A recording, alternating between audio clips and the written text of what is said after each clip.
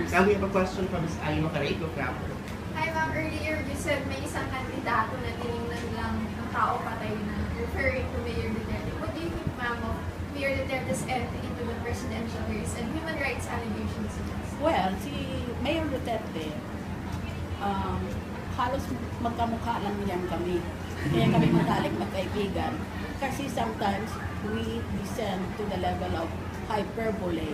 Kung bang sinusobrahan mo ang sinasabi mo para mas epektibo, mas nakaka-catch attention ng nakikinig, pero hindi naman literally true.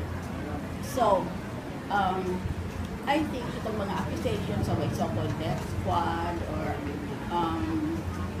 other terrorist actuations, dapat may reklamo sila noon pa. Noon pa yun eh. Istorya na yan noon pa. Baka 10 taon na. Kaya, ba't hindi siya inimbestiga? Ba't hindi nila pinag-file ng mga ganong kaso? Pag sinasabi niyang napatay ko yung tao na yun, he might mean on his orders according to law. Because may mga police circulars yan on how you can kill at will, kill on sight, and so on.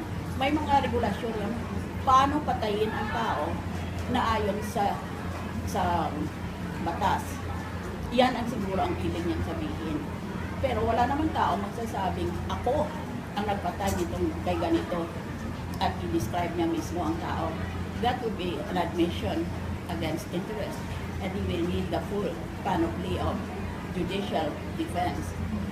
So, I think it can be disregarded unless there is weighty evidence as hyperbole.